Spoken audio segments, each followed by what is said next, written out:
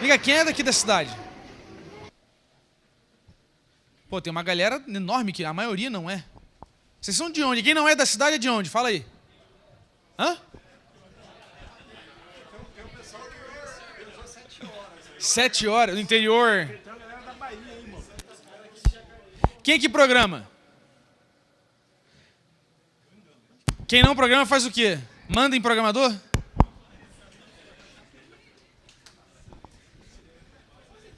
Não, sério, galera, sem vocês participarem, não tem. A gente está aqui, na verdade, foi um convite do Michel para juntar a galera e dar a oportunidade de vocês de fazer perguntas que provavelmente a gente vai ter respostas conflitantes. Né? Acho que é um pouco dessa ideia. Então, Alguém tem que jogar a merda no ventilador aí pô. para começar. Ó. Fala aí. Aham. Aham.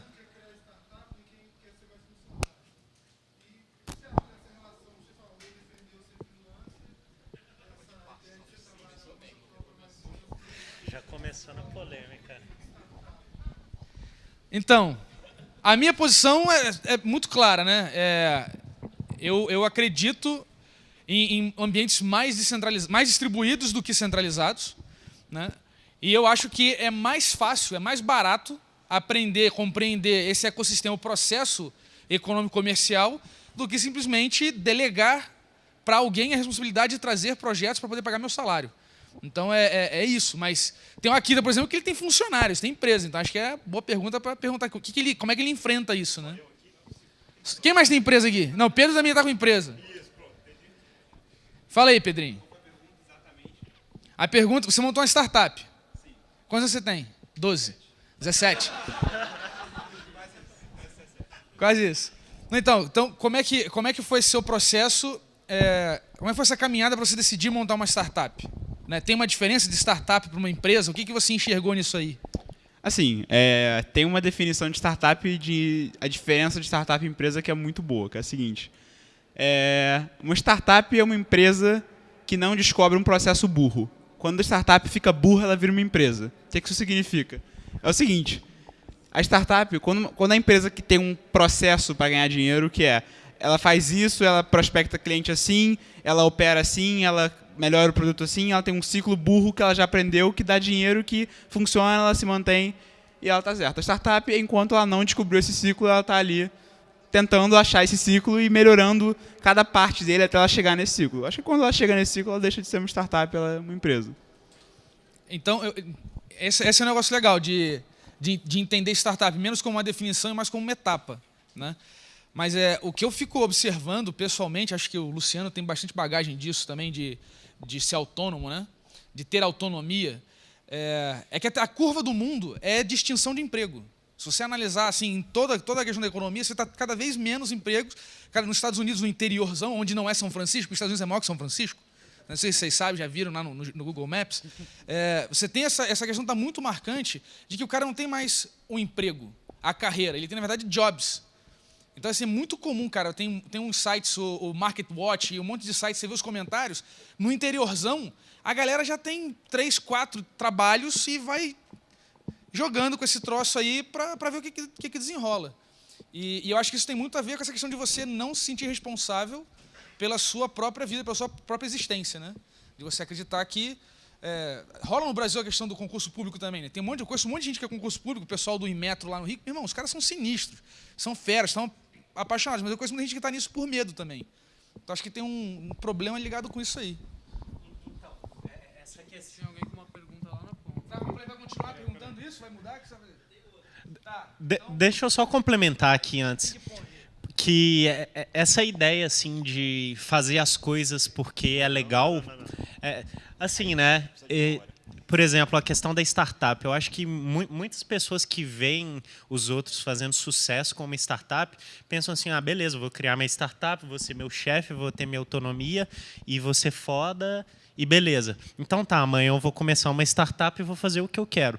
Mas para começar uma startup, para começar qualquer coisa na vida, você precisa de ter um propósito, né? Você realmente precisa de fazer alguma coisa que vá resolver o problema de alguém, que vá ser lucrativa ou não, né? Depende muito de você mesmo. Não fica sonhando o sonho do outro, não fica vivendo a vida do outro, né? Se você realmente tem uma oportunidade de trabalhar como freelancer, e isso vai agregar para você, vai agregar na sua carreira, por que não?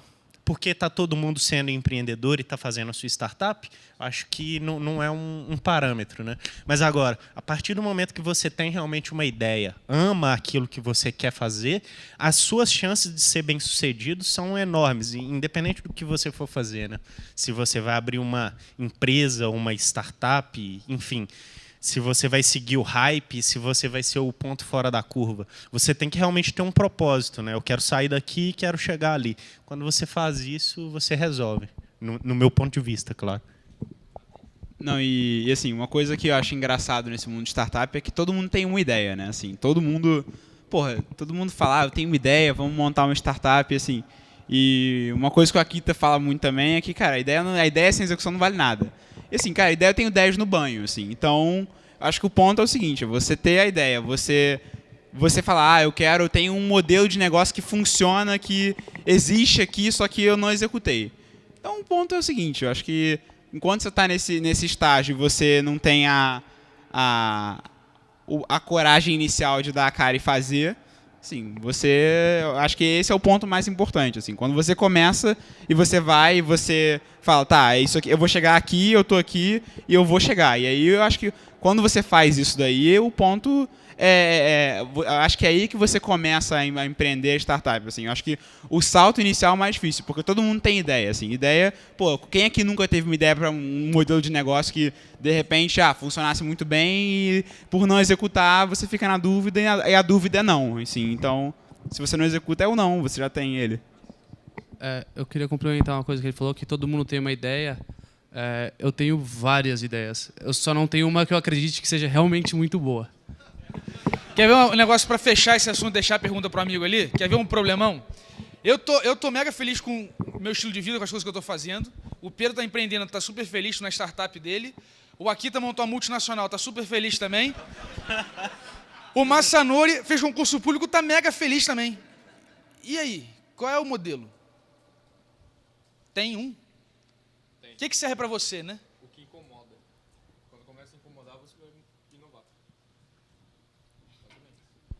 Então, acho que essa é uma pergunta relevante de o que você quer, né? Que ele falou, o que te incomoda. Então, assim, se tem uma coisa que te incomoda, você está num ambiente que te incomoda, tem que pular, não tem jeito, tem que dar um jeito. Fala aí. Tu vai falar sobre isso? Deixa o cara perguntar, que senão vai acabar o... E isso aí não vale só para startup. Se você olhar para qualquer coisa, não só qualquer coisa na vida, nem linguagem de programação, mas os melhores projetos open source, as coisas que mais deram certo é quando você tem algum problema, ser alguma coisa que te incomoda e você vai para resolver. Aí do nada, pô, mas outra pessoa também tinha o mesmo problema.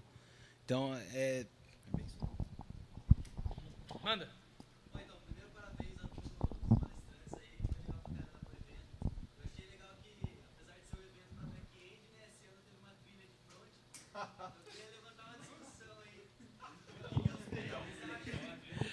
Peraí, não teve uma trilha de front-end. Vamos deixar as coisas bem claras. JavaScript é a linguagem de sobrinho, é isso que você disse? Lá fora a gente conversa sobre isso.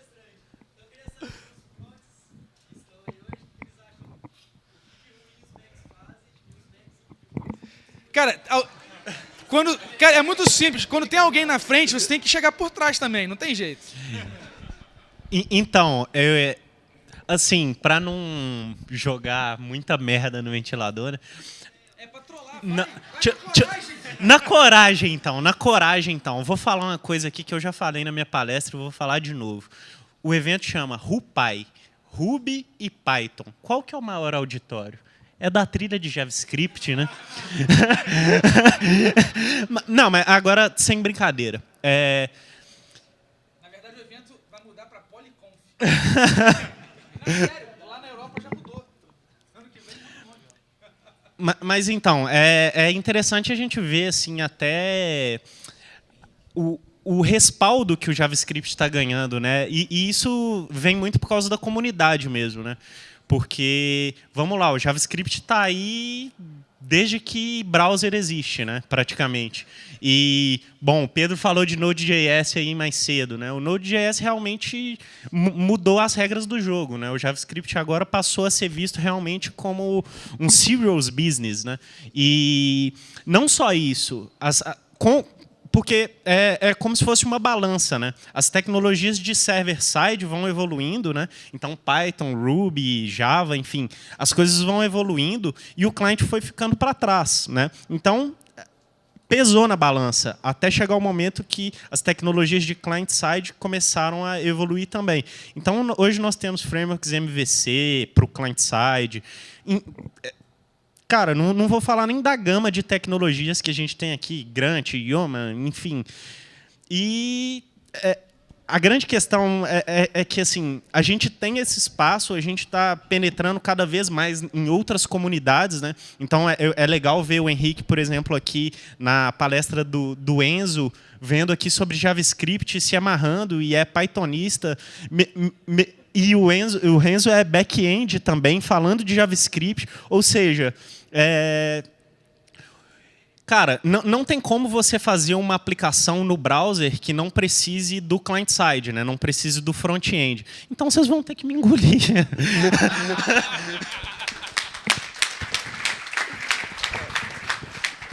Eu queria dizer que a pior coisa que o pessoal de front-end faz é achar que o back-end não é problema deles, e o contrário também. A pior coisa que o pessoal de back-end faz é achar que o front-end não é problema deles. Eu sinto saudade do tempo que não tinha essa divisão estúpida. Ei, lá atrás se levantou a mão primeiro, já vou passar para você. Fala aí.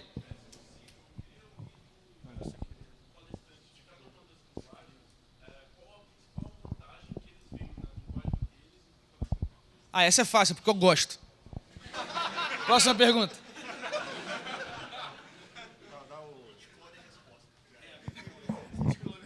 Olha, tem uma menina de 9 anos que assistiu minha palestra, eu perguntei para ela o que você aprendeu. Ela falou isso, isso e aquilo, eu gostei disso, disso, daquilo. Manda aí tu, vai.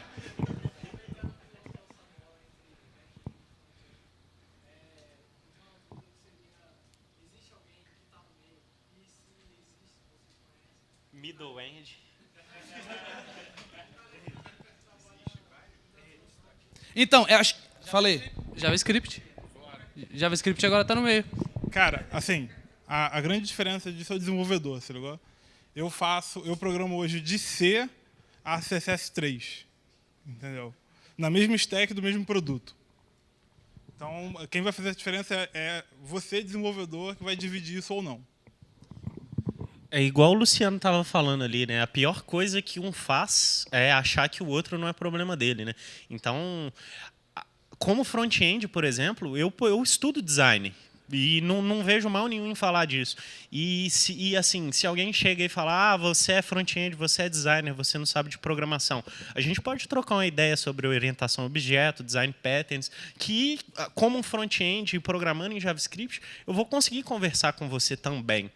Mas agora, o grande ponto mesmo é que, assim, é uma grande besteira ficar essa briga de linguagens. Cada uma é melhor para uma coisa, cada uma é mais adequada para alguma coisa. E o mais importante, que é o que o Henrique falou aí, né? É a que eu gosto, cara.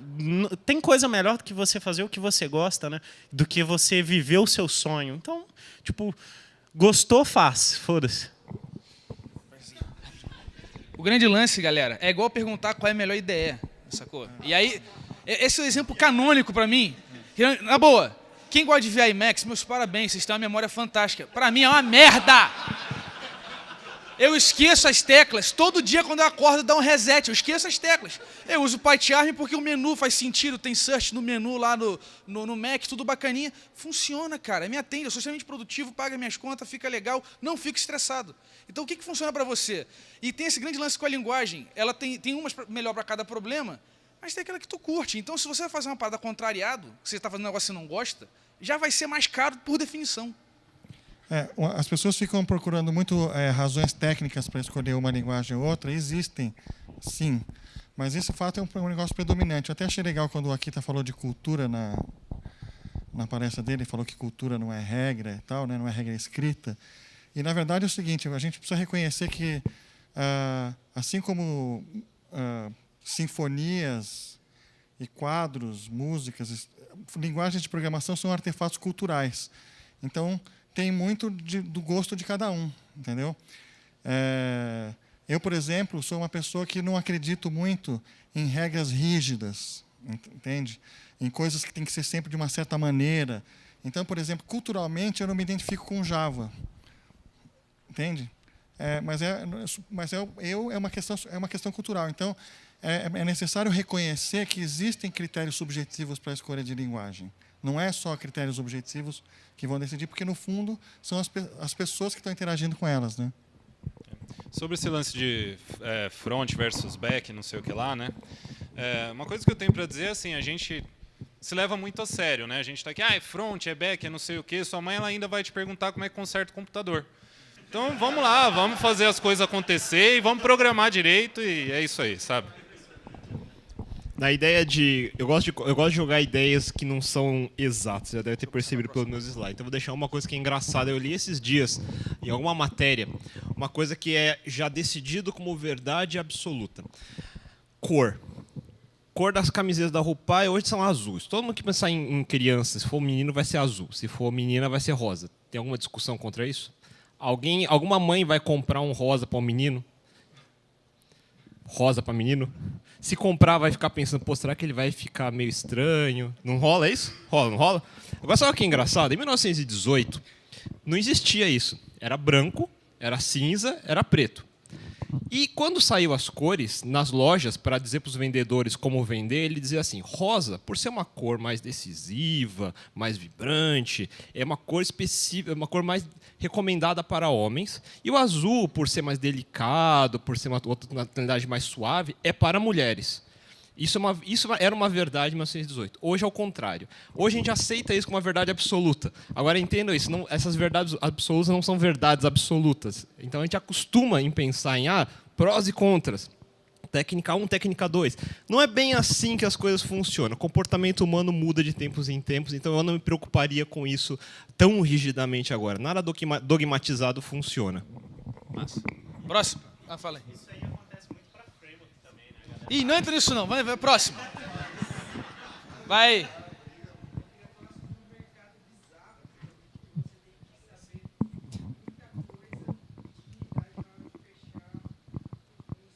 Que mercado é esse?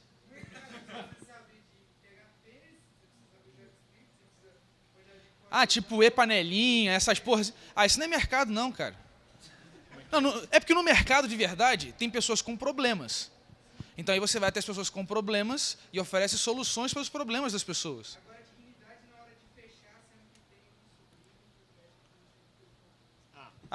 Aqui, tá, vai. Essa eu tenho a resposta. Você vai lá e diz para o seu cliente, eu olhei, analisei, vou usar a minha tecnologia, enfim, não sei o que lá, custa 100. Aí ele vai falar, pô, mas o sobrinho ali disse que vai para 50, certo? Vai fazer em qualquer coisa que ele faça lá. Aí eu falo assim, beleza, vai. Vai porque você vai gastar 200. Aí o cara fala, pô, como 200? Você vai gastar 50 com o sobrinho, 50 para tentar consertar, depois você vai voltar para mim e vai gastar os 100 que eu te falei.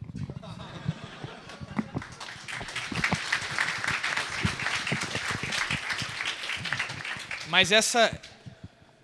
Fala aí. Manda aí.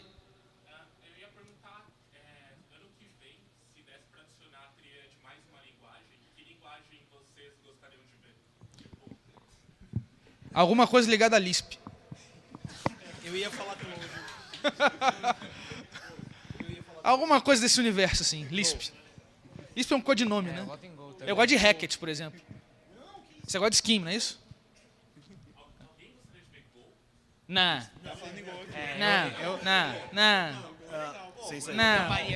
É que Go é muito próximo de Go, é Brasil, futebol, não sei o que é isso, não.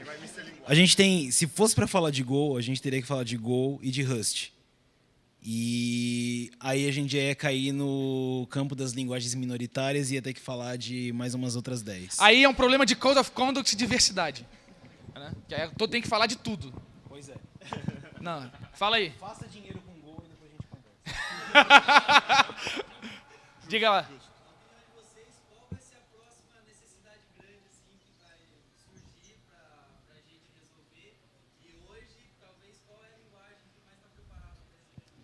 Acho que a maior necessidade do mundo é ganhar dinheiro, né?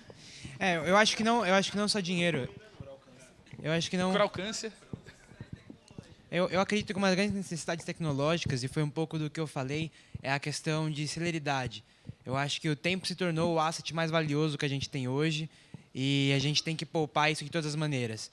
Então eu creio que várias técnicas de desenvolvimento, elas estão todas convergindo para melhorar e otimizar o tempo.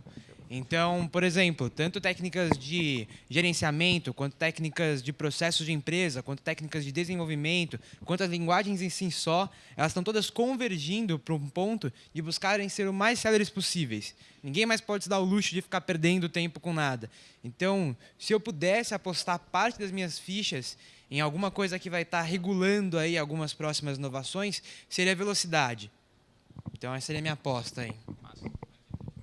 Agora falando um pouco mais técnico, do ponto de vista de o que pode acontecer, no fundo, assim, todas as comunidades estão vendo meio que de audiência, vamos dizer, e um pouco de influência também no que anda acontecendo no mercado JavaScript no geral. É o mercado que tem mais turmoil, vamos dizer assim.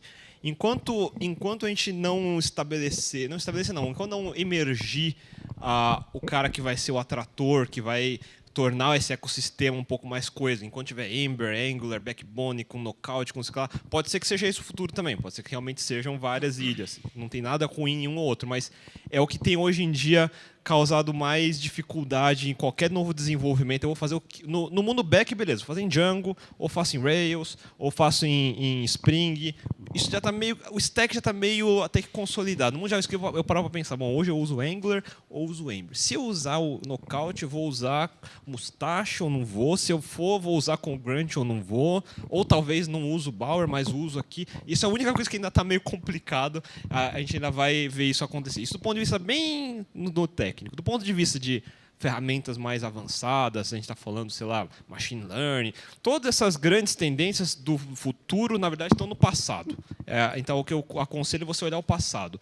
Então, todas as técnicas de machine learning já foram inventadas no passado, todas as técnicas de aprendizado foram no passado. Eu falei de full text agora, 1973 estão no passado também. Como lidar com big data está no passado também. Então, se alguém descobrir alguma coisa, vai ser redescobrir o que está no passado de novo. Não vai ser nada assim tão novo. Todas as grandes curvas estão em torno disso. E isso eu estou falando agora de grandes áreas, vamos dizer assim. E pesquisa, aí você vai encontrar em biológicas e assim por diante. Deixa eu falar rápido. Pô, eu não sei o que vai rolar e tal, não faço ideia, mas eu queria que fosse mais para um lado funcional, que é uma parada que... Eu não manjo nada muito, eu gosto muito de orientação a objeto e tal, uma parada que virasse a mesa, assim, de... Tipo assim, a gente está tudo errado, vamos agora todo mundo aprender tudo de novo e... Sei lá, que acho que a maioria das linguagens que a gente está aqui hoje é tudo orientado a objeto, tudo já tem uma coisa tudo bem definida, eu queria que fosse para um canto totalmente diferente a parada. E JavaScript, para mim, eu não manjo também nada e nem curto. Deu mole, eu passei o dia aqui ouvindo os caras. Então, eu vou complementar aqui a do Akita, né, que eu posso falar com um pouco mais de propriedade. Assim. Eu acompanhei bem desde o início essa questão da evolução dos frameworks para client-side. Né? Então, começou lá JavaScript MVC, não sei se vocês lembram. Aquilo era bem ridículo, mas era bem promissor, né? E aí foi surgindo Backbone, Angular, Ember, Knockout, Ken.js. Eu acho que se você procurar isso, você consegue achar mais de 50 frameworks, né? Mas eu acho que o grande divisor de águas são os Web Components, né? A questão da especificação dos Web Components e o Polymer, que está chegando aí agora, né? Mostrando realmente que a gente precisa de ter encapsulamento no client, né? Eu acho que, na questão do front-end, assim, tá pensando em se preparar para o futuro, se liga nos Web Components. Esse é o futuro, né? Criptografia do lado do browser. Eu falei sobre Single Page Apps. Então, é importante saber que o cliente cada vez vai ter mais responsabilidade, né? Enfim, sobre a questão dos frameworks, de ter várias opções, eu acho que isso é bom e ruim, né? É bom porque gera uma competição, e na questão da competição todos evoluem, né? E é ruim também porque, pô, na hora que você vai começar, você fica, qual que eu vou usar, né? E eu aconselho a pegar aquele que é mais parecido com a sua cultura, né? É o mais parecido com a sua cultura. Eu optei pelo Angular, por exemplo, porque eu gosto de testes. E aí, na hora que eu entrei lá, angularjs.org, estava escrito lá, nós amamos testes, queremos testar, nosso código é testado. Falei, beleza, é aqui que eu vou entrar. Agora, se você gosta de, sei lá, gosto de um castorzinho, aí você usa o Ember, por exemplo. Que argumento. Complementando isso aí, o que ele estava falando aqui dos frameworks que estão aparecendo no mercado de JavaScript ou qualquer coisa do gênero, eu tô vendo a mesma história que eu vi há 10 anos atrás no Java, que a gente tinha o Struts 1, aí começou a vir um monte de frameworks web, e aquela loucura, e era moda criar o seu próprio framework web. E assim, isso é processo evolucionário. O Ruby passou por isso há uns tempos atrás, e são ciclos.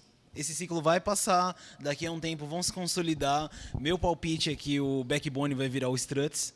Tipo, vai ser o equivalente ao Struts. Assim, vamos lá. Struts é um negócio que pode ser chato, mas funciona muito bem. Então, a mesma coisa. No Backbone você tem as coisas muito claras e você vai ter que escrever código para isso. Aí você tem frameworks tipo o VRaptor que já fazem as coisas para você. Mesma coisa, você tem um Ember da vida, que tem um monte de convenções que faz tudo. Sei lá, então você tem sempre os dois extremos. A coisa que você vai escrever mais código, a coisa que vai ter um monte de convenções, e a hora que você sair da convenção você está ferrado. Então, tipo, tem esse processo evolucionário.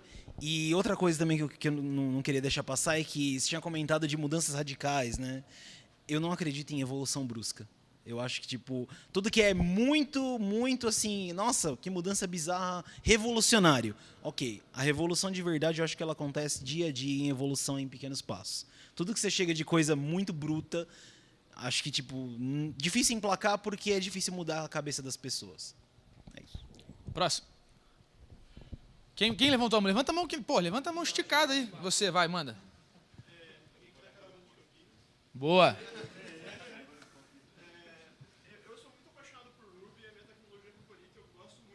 Ele está contratando. Eu ia dizer isso mesmo. É sério. E lá em Campinas, a gente tem empresas, por exemplo, a Dextra, que defende que a maioria dos problemas são resolvidos com soluções JE. A gente tem a CIT, que geralmente acaba resolvendo problemas em PHP. E a gente sempre acha que acaba tendo que resolver um problema com a tecnologia que a gente gosta. E eu gostei muito do que o Pedro diz na palestra dele, que não existe bala de prata. E, assim, a gente tem que estar falando, a gente tem que trabalhar o que a gente gosta, mas se o cliente chega para mim com um problema, então eu vou resolver esse problema com a tecnologia inadequada. Então, às vezes eu fico nessa dúvida, sabe? Como é que eu escolho a tecnologia certa? Cara, se você quiser usar uma faquinha daquelas de plástico para matar alguém, você vai ter trabalho, mas capaz que você consiga. O problema é o seguinte, se você tá me falando que uma empresa verticalizou a decisão dela, não, vamos fazer as coisas em Java EE, primeiro, eles estão quantos anos atrasados, se for para pensar no mercado? Então, a minha sugestão, se você acha, se a empresa já decidiu o stack antes de ouvir o problema, uma cilada, Bino. E tem uma sutileza também que é o seguinte, o Node.js, ele nasceu com essas características.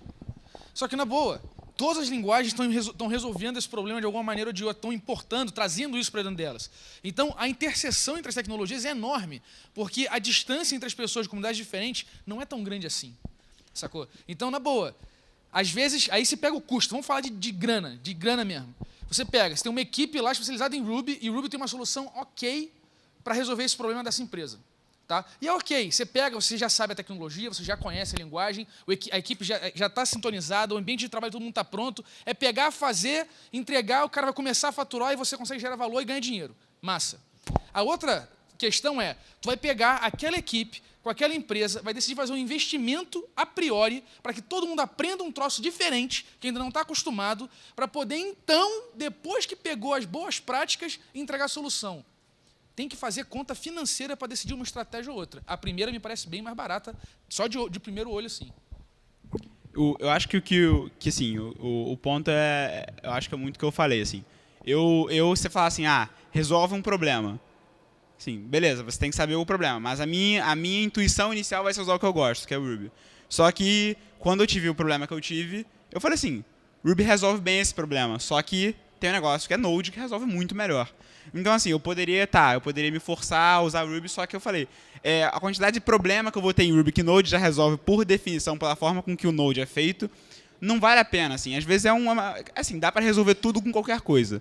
Dá para você fazer em C isso. Vai escalar pra caramba, você pode fazer C assíncrono, você vai resolver um monte de problemas. Só que o ponto é o seguinte, eu conheci o Node em 2010, assim, eu fui acompanhando o projeto, mas usar em produção só nesse tempo.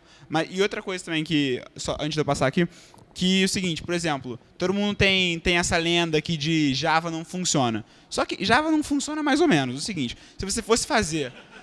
Não, é sério, é o seguinte, você fosse fazer uma operadora de cartão de crédito, se me perguntar, você vai fazer em que linguagem? Você vai fazer a próxima célula, você vai fazer em que linguagem? Eu vou falar assim, não vai ser Ruby. Não vai ser Ruby. Vai ser Java, talvez. Mas assim, eu acho que o ponto é você entender a proporção do projeto, entender o que a tecnologia te oferece e como ela resolve o seu problema. Assim, você analisar um sem os três é meio que dar tiro no escuro. Assim. Acho que é bom pensar sempre nos três, porque um depende do outro. Deixa eu falar uma coisa. Então, existe um ciclo vicioso e um ciclo virtuoso relacionado a essa sua pergunta, que é o seguinte.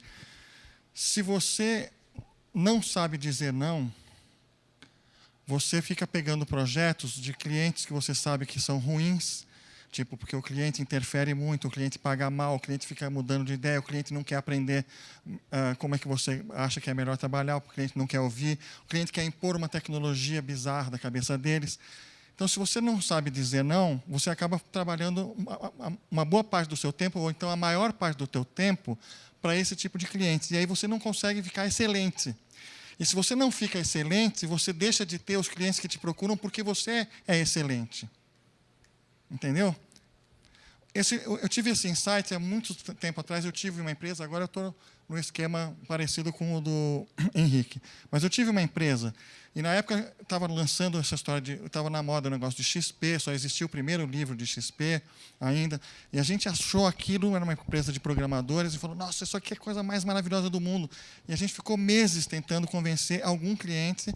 Essa empresa, eu vou contar para vocês, que ela quebrou antes que a gente conseguisse achar algum cliente que topasse trabalhar com XP. E um dia eu tive um insight, né? Mas como é que esse Kent Becker disse que ele fazia isso com a Chrysler? Um sistema de folha de pagamento ele fez com XP.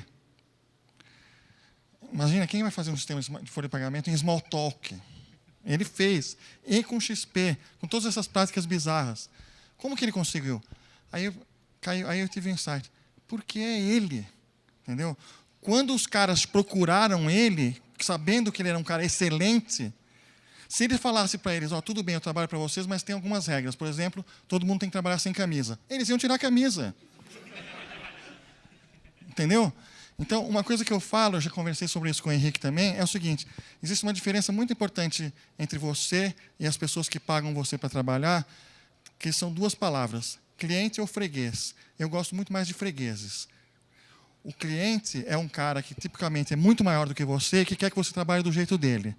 E o freguês é um cara que procurou você porque você trabalha daquele jeito e ele acha que você trabalha do jeito certo. Então é isso que a gente tem que procurar. Eu acho que você também precisa tomar um pouco de cuidado, porque isso que você está falando pode ser um pouco um campo minado. O ser humano tem um comportamento padrão. Ele sempre vai tomar qualquer atitude por dois motivos. Ou ele vai estar buscando atingir prazer, ou ele vai estar buscando evitar um sofrimento. Existe uma pattern em todo o comportamento humano, tanto a nível de sociedade quanto ao indivíduo, que sempre ele se move nessas duas vertentes. Então, aí você apresentou dois conceitos. Um é, poxa, eu quero fazer isso porque eu gosto de Ruby, mas eu não quero fazer com essa tecnologia porque eu não quero mexer com ela, pode ser um processo doloroso.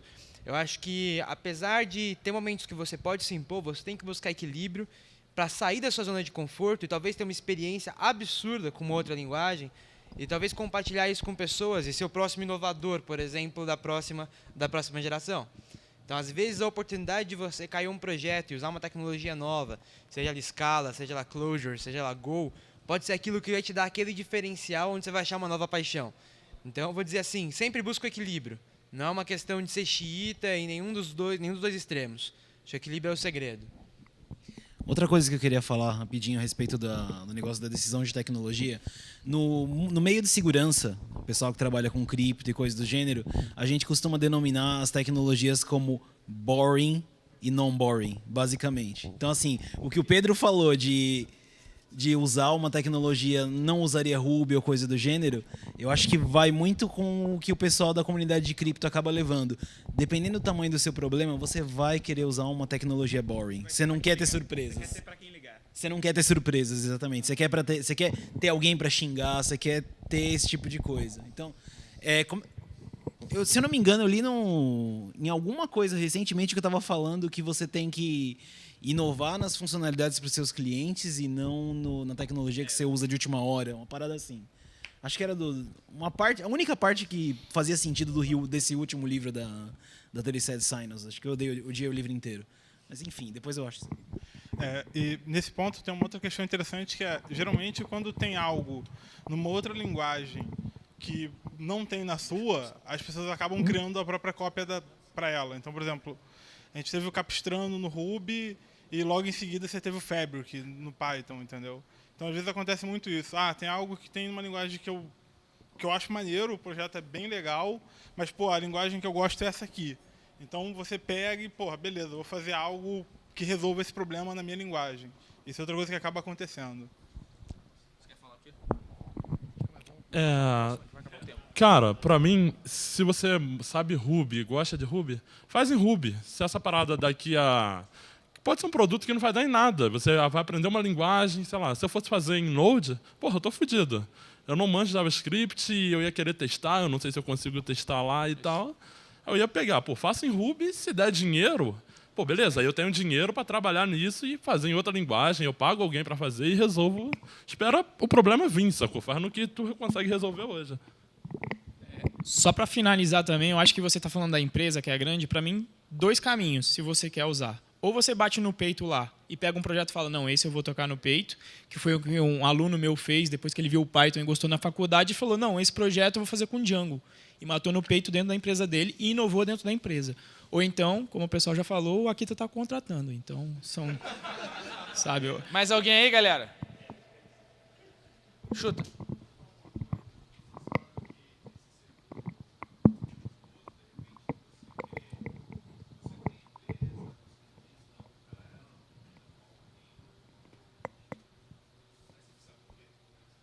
Guarda dinheiro. Sério? Sério. Eu vivi essa parada esse ano. Esse ano foi uma parada mágica. Eu tive o apoio em casa e falei assim, quer saber? Vai virar o ano, meus contratos fixos acabaram, vou renovar nada. 2013, ano sabático. Só pude fazer isso porque eu tinha me organizado. Eu sei a média de quanto eu gasto. Está tudo resolvido, sacou? Assim, em termos das minhas restrições. Porque conhecer as suas restrições te liberta de fato.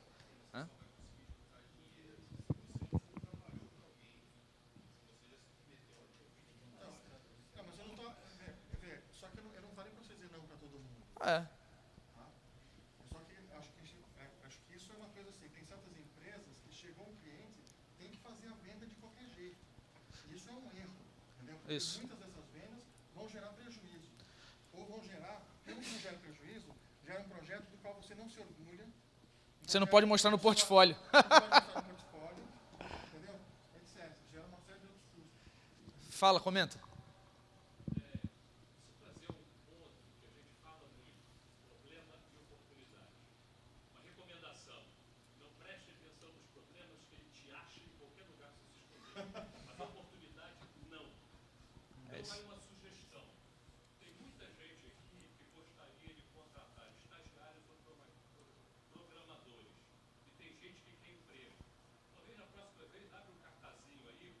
Ele, eu também, algumas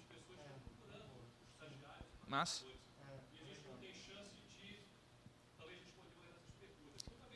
Qual é a sua empresa?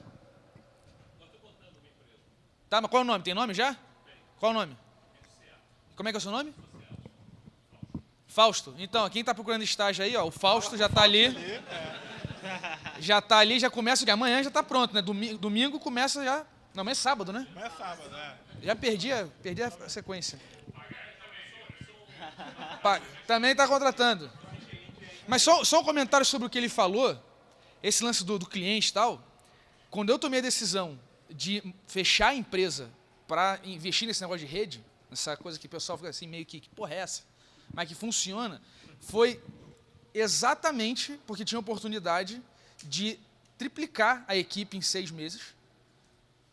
Só que isso ia me deslocar para fazer uma coisa que eu não gosto de fazer, que eu ia sair da programação e ia ficar na parte de gestão, tendo uma porrada de gente e com custo, né? Porque são 3 vezes mais a galera para pagar salário. Então, com um custo enorme. Então, eu enxerguei aquilo como uma ameaça e não como uma oportunidade. E fiz o que é contraintuitivo. Eu dropei o pacote e falei, não, vamos mudar outra parada, vamos fazer outra coisa. E funcionou muito bem, né? Para mim. Não quer dizer que o Akita já está com 1 milhão de funcionários, mas para mim não serve. Oi.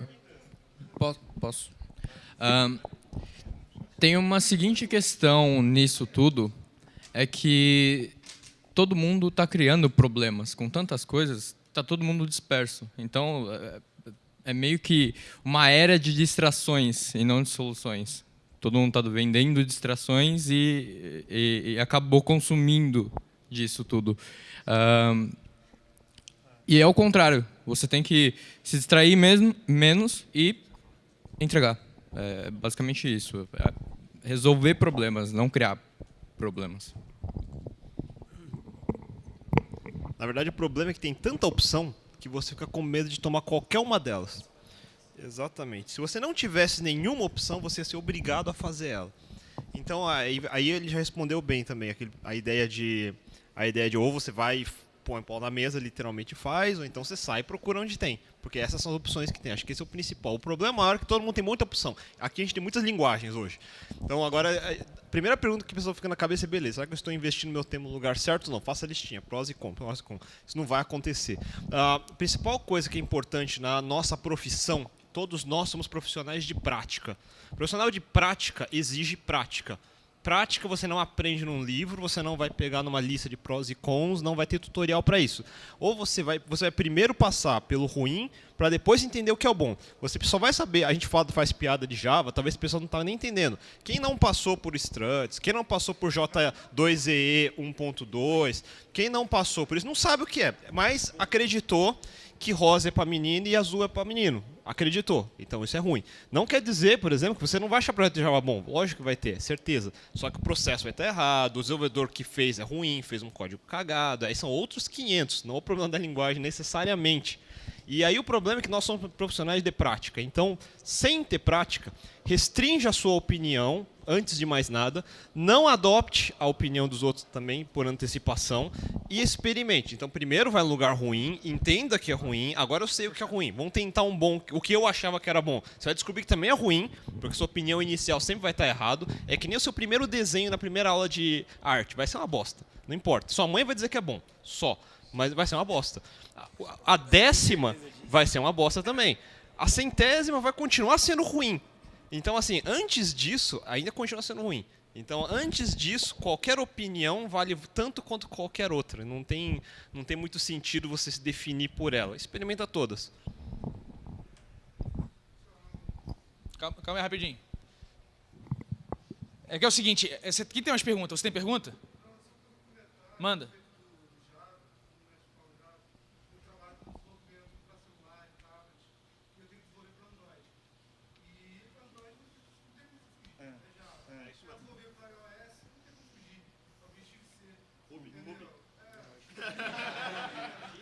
Mais ou menos, mais ou menos.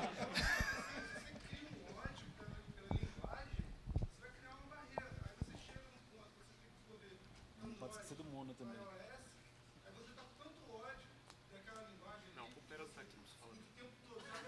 O problema é bom, tava dando um legal, hein? Só que você tem que abraçar o câmbio. O stack. C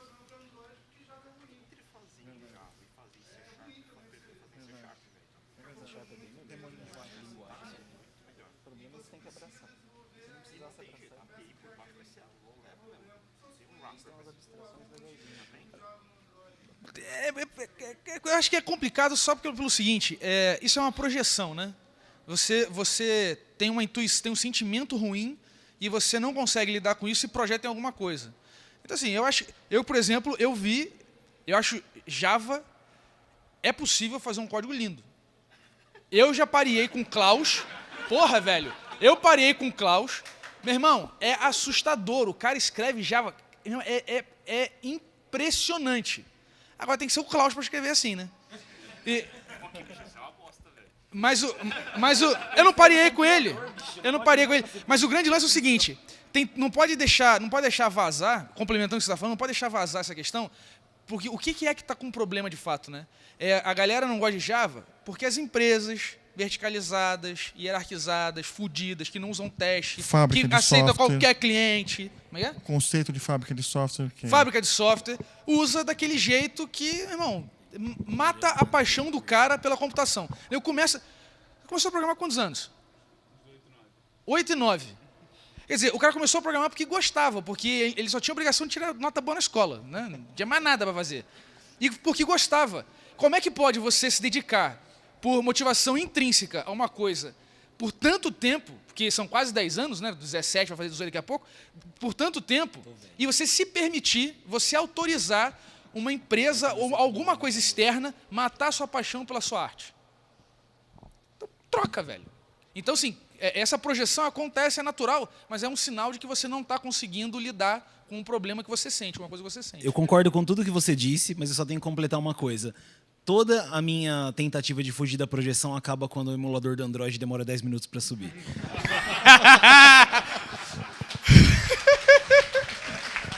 Então, alguém mais tem pergunta? Não tem mais pergunta? Tá, então segura por hora extra, porque a gente tem que encerrar.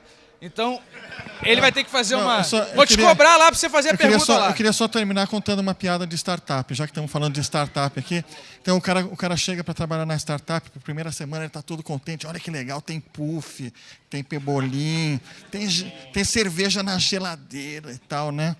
Bom, daí ele está lá sexta-feira assim, chega perto do cafezinho ali, o pessoal está falando, não, porque amanhã nós vamos fazer isso, tal, não sei o que lá, e é sexta-feira. E o cara, primeira vez na empresa, né? Peraí, vocês estão falando do que vai acontecer amanhã? Vocês vão trabalhar amanhã? O cara, claro, se não vier sábado, nem precisa vir domingo, cara.